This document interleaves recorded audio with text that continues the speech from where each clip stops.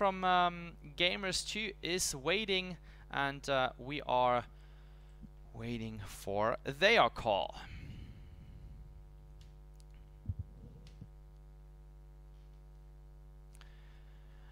Yeah, so Rona, of course, since we are playing on 1.8, it's much likely still in 1.9, still strong, but a bit stronger in 1.8, I have to say.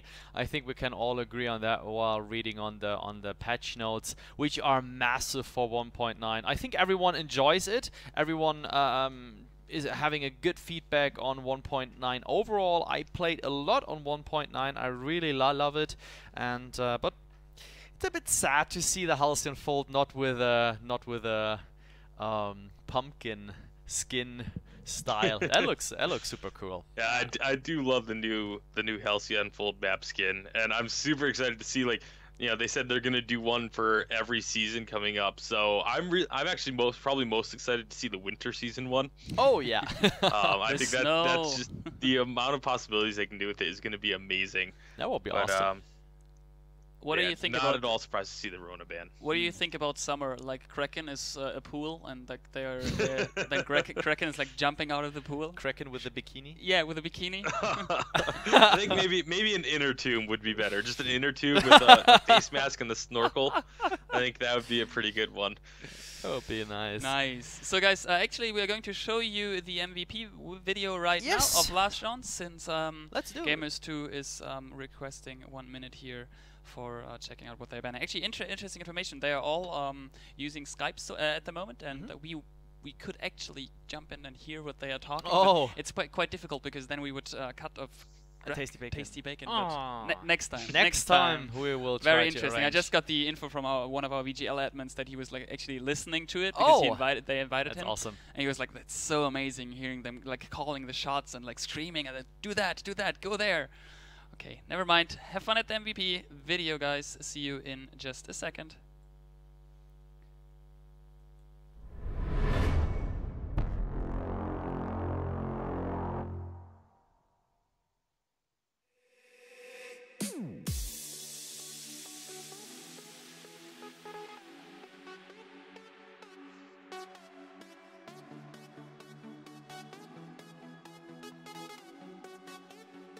He might fall in the bottom. No, he's going to escape.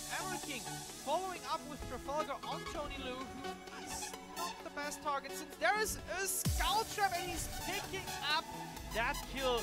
Wow, what a play. Let's go up.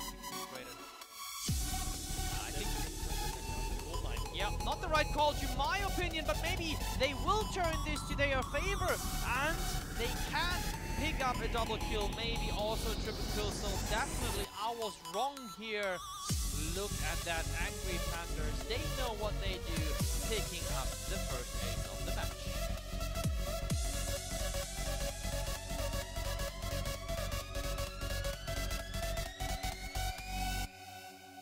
This is very risky.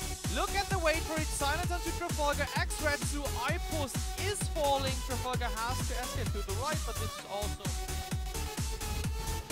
going to be looking to take that gold line, but here comes a big fight. Taka yet again 1v3 and picks up a kill. I-Post having to run away. Taka trying to make a massive hero play, is now forcing Rona away. My goodness, Tony Luau is just so incredibly strong, getting the ridiculous tag at 6-0. What a massive play. Very well played.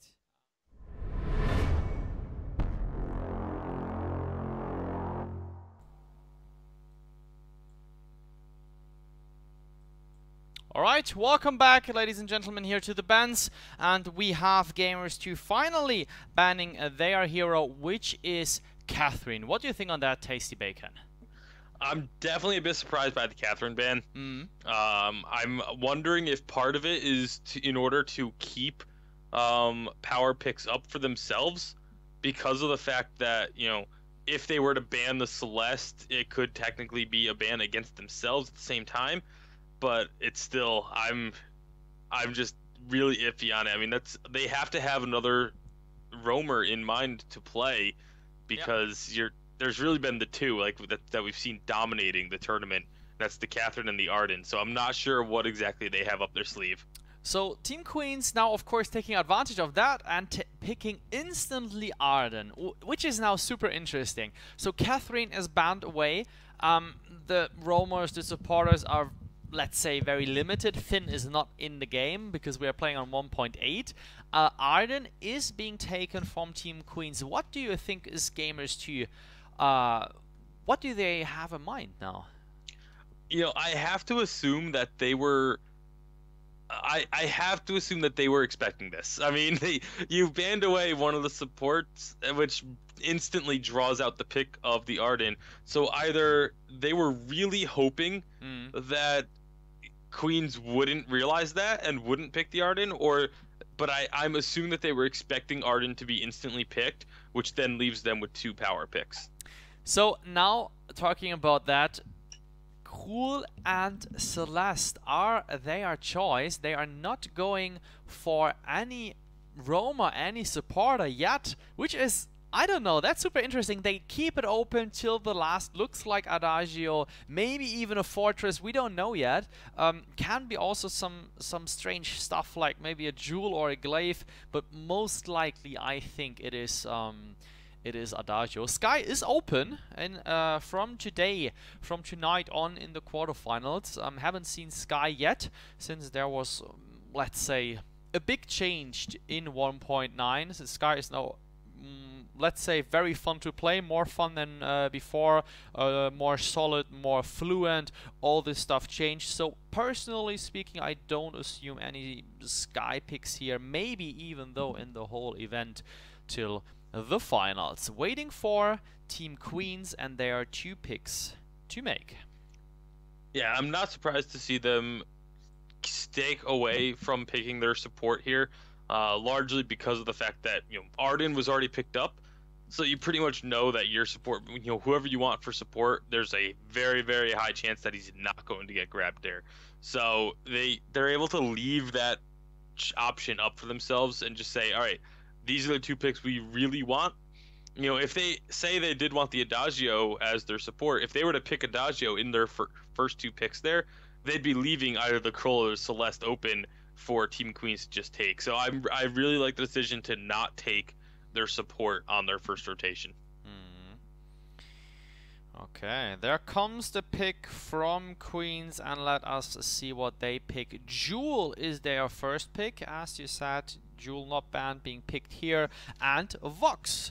Most likely to see a Crystal Power Vox, since it was very much the meta of 1.8. We have seen changes in 1.9 where Vox is getting much more shifted. Well, not say shifted, but kind of near to this weapon power build again, and without touching the crystal base stuff or anything. So it is now in 1.9, it's kind of 50-50. Weapon power is strong, crystal power is strong, but this is definitely a crystal power pick here, and Jewel will go much likely the weapon power way here. And last but not least, Tasty Bacon, go ahead with the last pick. Yeah, as you predicted, Gamers2 does decide to pick up the Adagio for their final pick. I actually really like the team that TeamQueens put together here, much better than Gamers2's composition. But of course, you know, as we saw in the last game, you know, Gamers2 was able to be really dominant in that mid game. We'll have to see if they can do the same thing this time around and really take control of the match. Okay, going to start the match here, and then we will see if Gamers2 is able to lock down the quarterfinals just in a breeze like they did with the first match. They ran over TeamQueens. I think TeamQueens never ever thought this is gonna happen. 3rd seeded team in Europe concerning their skill tier, not tank, and past event performance. Of course, we had a process going on before the VGL started and try to analyze all the players and the teams, putting them into the seeding places. So we will be back on the Halcyon Fold after a little trailer. Shatter the Vain, a podcast about vainglory.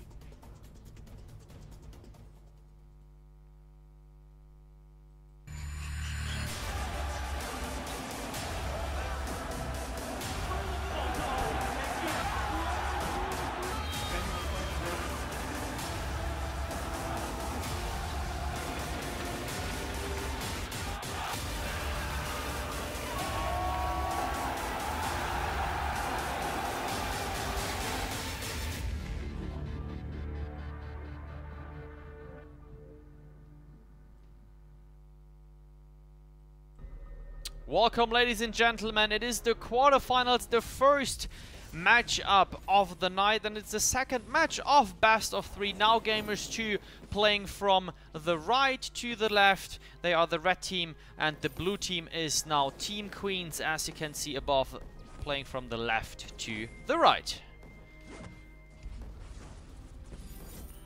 So let's see Tondo here in the jungle together with Upfire, and of course he's going for the Weapon Blade, Dingo and Dark Potato. That is very interesting. I love this comp together with a Gift of Fire on the cool, being super aggressive, and there comes the stun on both of them. They were just chopping here, and maybe Upfire is going to fall though. What a change of that fight.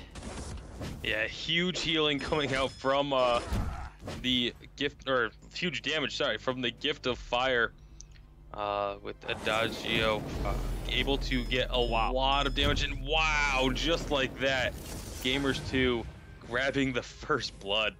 Wow. I didn't see that coming. It was very interesting, but it was just a very, very good rotation from Radix here. Just some other laners that would stay in lane saying, well, I can farm that gold, stuff like that, but no, he's aware of the situation and just waiting for this mistake from TeamQueens, the overstay so-called, and that happened with Arden here. Tendo didn't go back yeah, as early as possible, and then paying the full price. Yeah, really heads up play by Gamers2, and of course, you know, you were talking about how they're on Skype earlier. Definitely had to have been that team communication, calling Redix down from the lane to help pick up that first blood. Oh, Upfire has to rocket leap out of that situation. What about the laner? He does not care. He's not rotating down. And look at that 2 versus 2 scrimmage going on here in the bottom. Dark Potato applying all the stacks and picking up the kill instantly on Arden. Arcane still not rotating, busy with Redix and the poke. What a play once again, and what an opening from Gamers2 so far.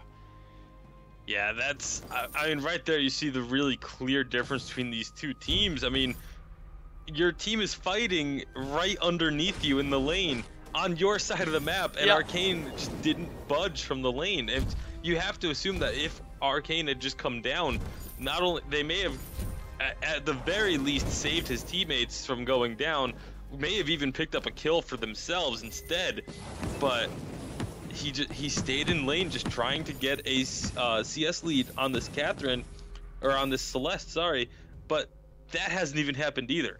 Yeah, and we have to say that Radix went down on the jungle, picking up a kill, but he's he was a few seconds ago ahead in CS, and that's super interesting, and that definitely speaks for the quality here from Radix, the laner of Gamers2. Yeah, he's clearly showing that he is a phenomenal laner, especially on this Celeste. And maybe a heads up for any future teams, assuming they make it through this round, that Celeste may be what you need to ban against them. But of course, then you have to worry about Dark Potato with the Rona pick. Yeah. So there's just so much talent on this Gamers2 team. And, you know, like we've said all along, a relatively unknown team coming into this tournament. So Arcane now putting a bit of damage onto Radix, both hit level 5. And yeah, Radix, oh nice Haliogenesis leading in Supernova. There comes Tondo and Upfire that can lead into the gank, but of course Radix aware of the situation as usual. Once he is in a kind of dangerous spot, or the team from the jungle has no vision on the enemy, he directly changes the playstyle, being passive. There comes the next fight. Yeah, this is going to be a difficult fight because Redix is starting us at half health, but immediately you see Dark Potato just going in super hard with this Krull. He's working on the stacks on Upfire, but doesn't have the Spectral Smite available for another 5 seconds. So that will be Upfire able to get away, but another kill picked up by Gamers2, which of course means more enemy jungle being taken away. This time getting the back double camp, which is the most valuable jungle camp on the map. Well played so far, pushing the enemy back, and let me quickly see and zoom out what's going on here. And not a whole lot of action at the moment. Has come down for at least a minute or two. But of course with Gamers2, it's generally only for about a minute or two before they're looking for another fight. Redix in a bit of trouble, but reads that very well and does back off under the turret. However, they're going to continue this dive. Jewel trying to get killed, does get the rocket leap in for the kill, but the turret does a lot of damage. Dingo not quite going to get there in time. So Upfire very nicely getting in, getting the kill, and getting out. Yeah, well played from Arcane. Good ultimate, good timing. And as we know, also the wait for it, the ultimate here from Vox, now seeing in the picture, got changed in 1.9 since he has this line and he has the shockwave. So in 1.8 still the silence comes with the shockwave, which is coming later, but in 1.9 we have this silence with the line, with the so-called first shot, but the silence is a little bit... Oh, he is using the ultimate!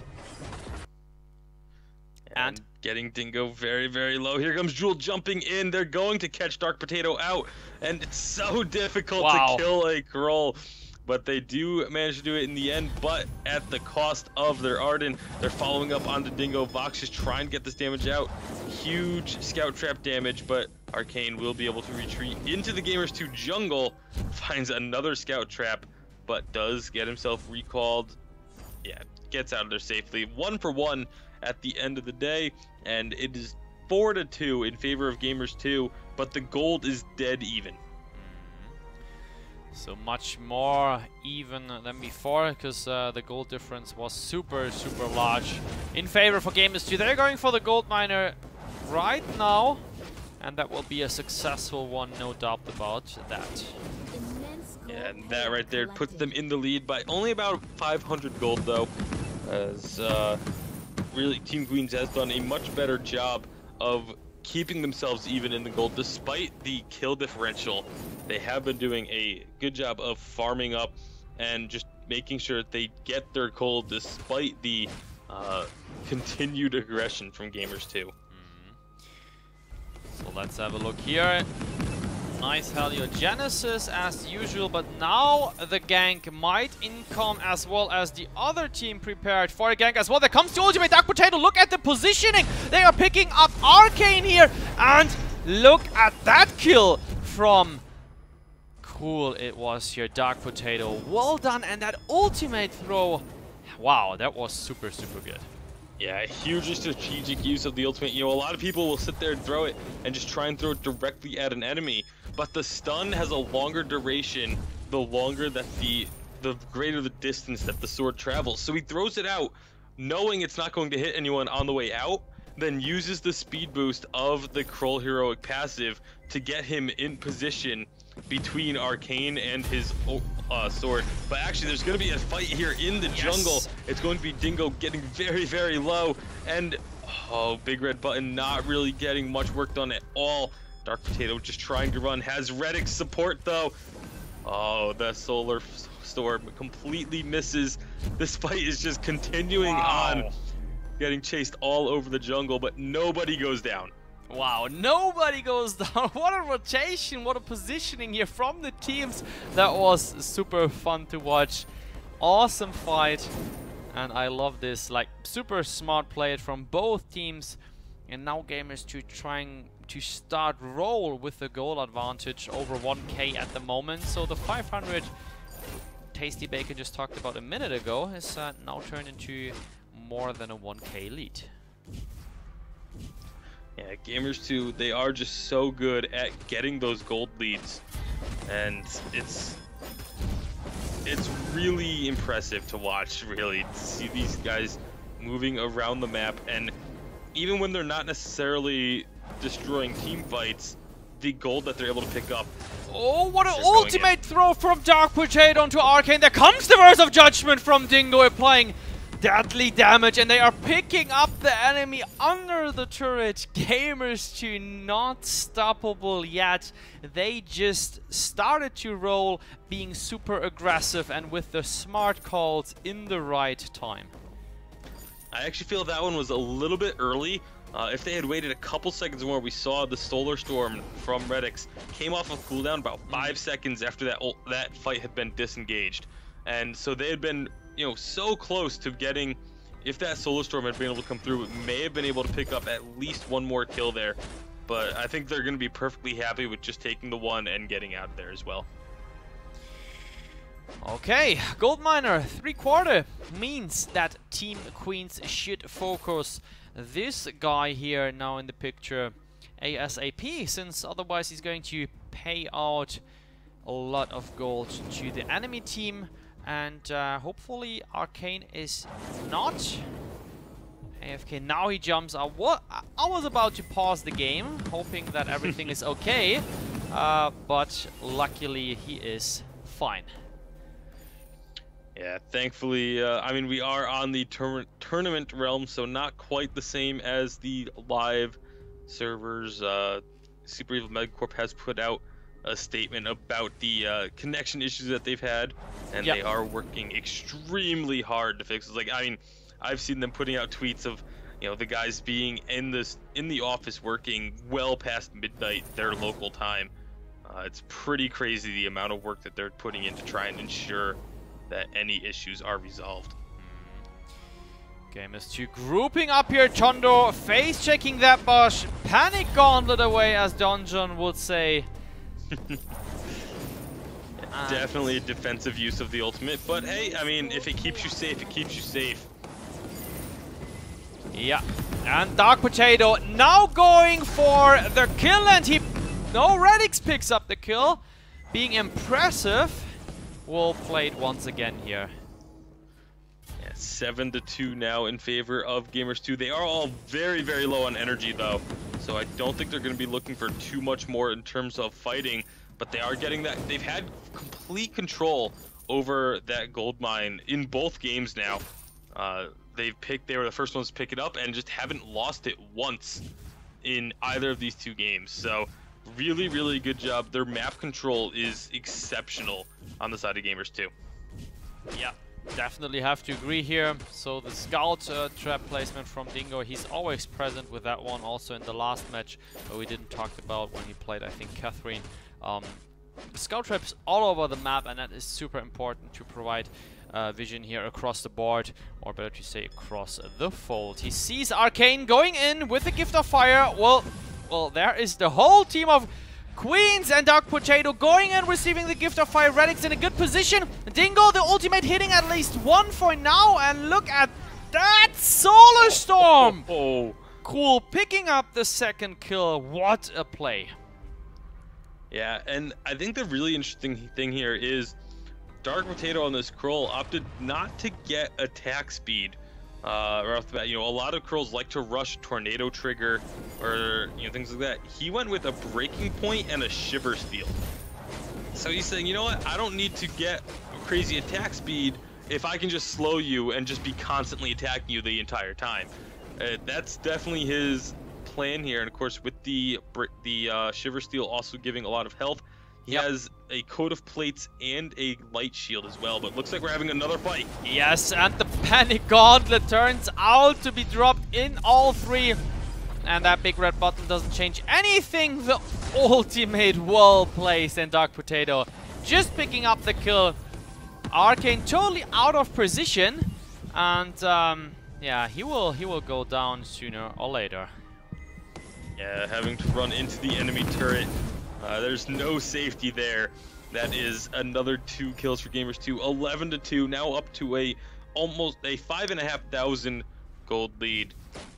They are just really looking so incredibly strong, and to be doing this against the number 3 team seeded in Europe, I think this is kind of putting seeds 1 and 2 especially on notice that they are not going to be able to take Gamers2 lightly just because they're seeded 12th. They are definitely playing, like, at the very least, a top 4 seed. Yeah, exactly. Totally agree on that. So Gamers2 showing off a great performance here in both games so far. And the question is, TeamQueens, they have really got a formula to hold against that super strong team, well organized, much more organized. I mean, it feels like it is fitting everywhere, like the scout traps, the ultimates, the communication, good stuff. They are picking the Kraken instantly, which is super self-confident, and in the end turning out to work. Oh, yeah, going back here. There we go. Didn't quite finished off, but yeah, second game in a row that they did this Kraken right at minute 15. And I think they're going to be looking to do the exact same thing they did last game, which is pick up that Kraken and try and shove all the way into the base right on the 16th minute here. It's just going to be a question of if they can get this fight. Oh, let's see, there comes the wait for it. Nice damage onto Dingo, but of course he's just trying to bait the enemy of the Kraken, so Kraken can push. The Gauntlet here trying to zone Kraken, and there comes, what an ultimate, what a damage, and he's picking up the kill in the end. Wow, what an aggressive play from Gamers2. Yeah, Gamers2 just dove past the second turret that was alive in order to completely push TeamQueens off that fight. Big red button going out, but again, I've been really underwhelmed by those ultimates from Upfire this game. But Kraken not going to quite get as much work done as it did in the previous game on the first push, but still going to be getting into the base now as that third turret is destroyed. And Gamers2 just looks so strong. Kraken now falling, being defeated. And let's look what Gamers2 is up to. Of course, clearing all the enemy jungle here. And Radix went back to the base, has the Broken Myth, Heavy, Eve of Harvest, the Aegis, another Heavy Prism. What's that called? The Eclipse Prism. There we go. Yeah, I almost barely see that one, so kind of hard to remember. Yeah, it's you know that halfway item. It's usually is just kind of skipped over because oh my goodness, that damage. Radix came very close to going down there. Yep. As Vox is doing a lot of damage, but that's why you see two heroes with the Aegis on the side of Gamers2, because that is really, you know, they're identifying Vox as the main threat of this team, and accurately so. I mean, yeah, there's a Sorrow Blade on the side of Jewel, but there's really there isn't a second item completed, and Jewel really does need to start getting that crit damage to really be a big threat in fights. Wow, I mean, Upfire, he should start to deal damage, but still, in comparison to Gamers2, now look at that gold swing. That's just epic against, I mean, in the quarterfinals, I never would expect something like this to happen. But Gamers2 making it happen. They are on their way to the semi-finals, which will be played tomorrow, ladies and gentlemen. We have a $15,000 here in the total prize pool for North America and Europe, so 7.5 respectively. Yeah, Gamers2, I mean, there is still the chance of the comeback from TeamQueens, but it's going to have to take an extremely valiant effort in order for them to do so. Gamers2 has just been all over them in both games of this match, and it doesn't look like they're showing any signs of stopping. I mean, they're kind of stalling out right now. I think they may just be waiting for a Kraken, not wanting to necessarily go for a double turret dive, which is what they would need to do if they tried to go aggressive. So really just keeping control of the jungle, making sure that there's not many options for TeamQueens to get gold to get back into this game. So let's have a look at Arcane. He's going, of course, for the alternating current. the Eve of Harvest and is going for the Broken Myth as the next item. 0, 5 and 2. Bit unlucky since he's getting focused here very hard from Gamers2, and yeah, that's what you're talking about, Tasty Bacon. The Kraken just waiting for that one, being in position here and take it down ASAP. There will be no chance for Team Queens getting the Kraken. The question is, can this be the final push? I feel like it will be. I mean, they don't have the best Kraken destroying team, especially when Arcane gets chunked out like that before the fight even happens. Although that may be a blessing in disguise, because that means Redix isn't going to have the Solar Storm for when the actual team fight happens. So nice push here, 1 versus 2 from Redix. There comes the Kraken on the right. So let's jump in here to the action. Dark Potato going in onto Arcane, but they have this safety of their base right there. Kraken's coming in. Here goes the Verse of Judgment from the Adagio. The Gauntlet goes down, but it doesn't matter. They get the kill onto Vox, and now they're just gonna try and keep Team Queens in their base. They're focusing the turrets down. The first one is down. The second one's almost down already. This should be the game for Gamers2. Wow. What a play from Gamers2, eliminating the 3rd seed or the 4th, doesn't matter, one of the top 4, yeah, the 3rd seed here from Europe, being placed seed number 12. Congratulations, the first team from the semi-finals is set. It is Gamers2. So if you have the item builds up, feel free to quickly talk about them, Tasty Bacon, or let's talk together about them. I think Dark Potato, the cool pick, was very, very interesting. I mean, we saw the Rona pick, and it's kind of like the similar build he went here. Besides the armor, I think that's called, yeah, the metal jacket, very, very rarely seen. But he exchanged that one for the Atlas Pauldron. And otherwise, seems like he stayed the same build as he went with Rona, and that worked out pretty well. Yeah, very similar build, fairly unconventional build for Krull. You see a lot of times people really prioritizing the attack speed, but instead he went just that tanky, you know, build of I'm gonna stick to you and you can't kill me while I'm doing it. So yep. It really worked out well. It fit into the composition, and of course, again, the Aegis is being built on the Gamers2, identifying Vox as the primary threat and just itemizing specifically against him, not really worrying too much about the Jewel. Yeah, exactly. And look at Dingo, 0-0-13. I mean, if that is not beautiful, those are stats each supporter is aiming for. Well done, he did a good job with the Crucible, Fountain of Renewal, and of course the Clockwork. Redix here with the core items, we talked about that as well. Arcane, yep, talked about him.